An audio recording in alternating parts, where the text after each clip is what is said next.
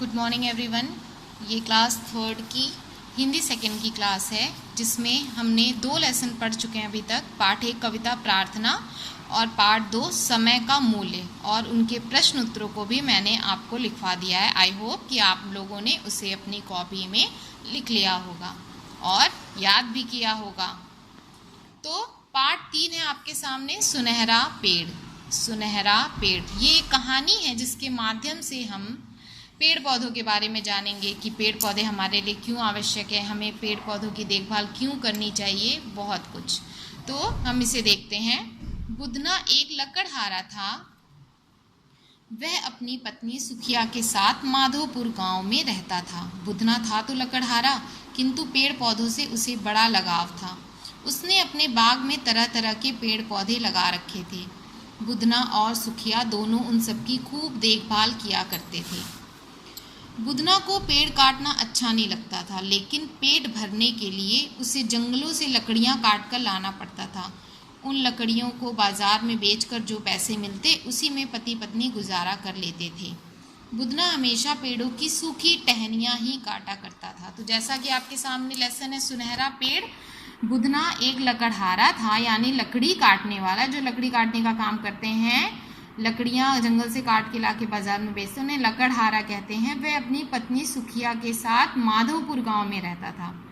बुधना के बारे में बता रहे हैं कि बुधना था तो लकड़हारा, किंतु उसे पेड़ पौधों से बहुत ही लगाव था, यानी उसे पेड़ पौधे अत्यंत ही प्रिय थे।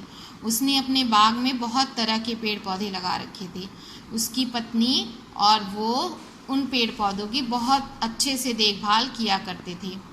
बुधना को पेड़ काटना अच्छा नहीं लगता था, क्योंकि वो खुद के बगीचे में उसने बहुत सारे पेड़ पौधे लगाए थे और उसे पेड़ों से बहुत प्रेम था। लेकिन उसका कारण बता रहे हैं कि पेट भरने के लिए, अपनी जीविका को चलाने के लिए, वे जंगलों से लकड़ियां काट कर लाता था और उन लकड़ियों को बाजार में बेचकर जो पैसे मिलते, उसी में दोनों अपना गुजारा करते थे। लेकिन इसके बावजूद बुधना हमेशा हरे पेड़ों को नहीं काटता था, जबकि सूखी टहनियों को ही काटा करता था, ताकि पेड़ों को ज़्यादा नुकसान ना पहुँचे।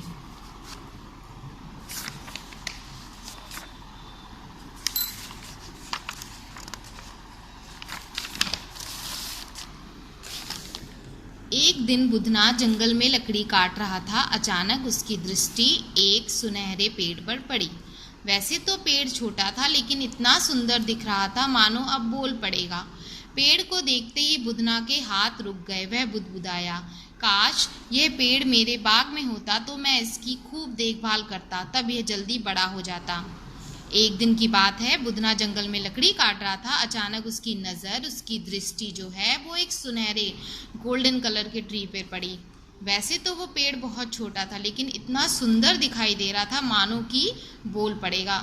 वो उसको बहुत ही आकर्षक लगा वो पेड़। पेड़ को देखते ही बुधना के हाथ रुक गए और वह अपने मन में उसने सोचा कि काश यह पेड़ जो है मेरे बगीचे में होता तो मैं उसकी खूब देखभाल करता और वह बहुत जल्दी बड़ा हो जाता। उसी समय एक विचित्र घटना घटी। वह सुनहरा पेड़ धड़ाम से जमीन पर गिर पड़ा। उसकी जड़ें भी उखड़कर जमीन से बाहर निकल आईं। इससे बुधना को अफसोस हुआ। अब इसे अपने बाग में लगाऊंगा, ऐसा सोचकर उसने पेड़ उठाया और कंधे पर टांग कर घर ले आया। फिर पति पत्नी ने मिलकर उसे बाग में लगा दिया। अब प्रतिदिन नियम से दोनों पति पत्नी सुनहरे पेड़ की जड़ों में पानी दिया करते और उसकी देखभाल करते। जब वो ये बात सोच ही रहा था कि काश ये पेड़ मेरे बगीचे में होता, तो उसने एक विचित्र घटना देखी कि वो पेड़ अपने आप जमीन पर गिर गया और उसकी जड़ें भी जो हैं वो जमीन से बाहर आ गईं। इससे बुधना को दुख हुआ कि मैंने ऐसा क्यों सोचा कि ये पेड़ अचानक से गिर गया। लेकिन फिर उसने अब सोचा कि अब मैं इसे अपने बगीचे में लगाऊंगा। उसने सोचा और उस पेड़ को उठाया और अपने टांग कर घर पे ले गया। फिर दोनों ने मिलकर उसे अपने बगीचे में लगाया। अब दोनों उस सुनहरे पेड़ की जड़ों में पानी दिया करते थे और उसकी देखभाल करने लगे। बुधना ने जंगल जाना छोड़ दिया था। वह सुनहरे पेड़ की सेवा में ही लगा रहता। कभी उसकी जड़ों के आसपास से घास पात उखाड़ता, तो कभी उसमें खाद पानी देने लगता। इसी प्रकार कई दिन बीत गए। एक दिन सुखिया ने कहा, अजी सुनते हो, घर में आटा दाल समाप्त होने को है। अब तो जंगल जाकर लकड़ी काट ही लाओ। बुधना ने कहा, ठीक कहती हो, कल से फिर जंगल जाना शुरू कर दूंगा। हाँ, दिन में तुम इस पेड़ की देखभाल कर लिया करना। अगले दिन सुबह बुधना जंगल जाने के लिए तैयार हुआ। उसने कुल्हाड़ी उठाई और जाने से पहले बाग में गया। उसकी आंखें फटी रह गईं। बुधना ने देखा कि पेड़ गायब हो गया था। उसकी जगह सोने के फल जमीन पर पड़े थे। बुधना ने सुखिया को चिल्लाकर पुकारा। सुखिया भी सोने के फल देखकर हैरान थी। उसी पल एक आवाज आई, बेटे, मैं वन देवता हूँ। पेड़ के वेश में मैं तुम्हारी परीक्षा ले रहा था, तुम उत्तीर्ण हुए। पति पत्नी की खुशी का ठिकाना न रहा। उस दिन के बाद बुधना को लकड़ी काटने कभी जंगल नहीं जाना पड़ा। सोने के फलों ने उनकी गरीबी दूर कर दी थी। इस पाठ से हमें ये शिक्षा मिलती है कि पेड़ पौधे हमारे जीवन दाता हैं, हमें उनकी देखभाल करनी चाहिए। तो आपने क्या देखा कि जब सुनहरा पेड़ उसने अपने बगीचे में लगा दिया तो वो जंगल जाना छोड़ दिया और सिर्फ उसी पेड़ की सेवा में लगा रहता था। कभी वहाँ से जंगली घास पात को उखाड़ता तो कभी उसमें खाद पानी देता। इस प्रकार सुनहरे पेड़ की सेवा करते करते कई दिन बीत गए। तब एक दिन उनकी पत्नी ने कहा कि घर में अनाज समाप्त है, अब तो जंगल जाकर लकड़ी काट ही लाओ, क्योंकि अब खाने को कुछ नहीं है। तो तुम लकड़ियाँ बाजार में बेचोगे तभी तो हम कुछ खाएंगे। तो बुधना ने कहा कि ठीक है, मैं फिर से जंगल जाना शुरू कर दूंगा, तुम इस पेड़ की देखभाल दिन में करना। लेकिन अगले दिन जब बुधना जंगल जाने के लिए तैयार हुआ तो उसने देखा कि उसकी आंखें फटी रह गईं। इसका मतलब होता है आश्चर्यचकित रह गया, किसी चीज़ को देख करके हैरान हो जाना कि पेड़ गायब हो गया था। उसकी जगह सोने के फल जमीन पर पड़े थे। उसकी जगह सोने के फल उन्हें मिले। बुधना ने सुखिया को बुलाया, अपनी पत्नी को। सुखिया ने भी सोने के फल देखकर हैरान थी। तो अचानक से एक आवाज़ आई कि बेटे, मैं वन देवता हूँ। पेड़ के वेश में मैं तुम्हारी परीक्षा ले रहा था और तुम इसमें उत्तीर्ण हुए। उत्तीर्ण का अर्थ हुआ पास हो गए, सफल हो गए। तो पति पत्नी की खुशी का ठिकाना ना रहा। उस दिन के बाद से बुधना को लकड़ी काटने कभी जंगल नहीं जाना पड़ा।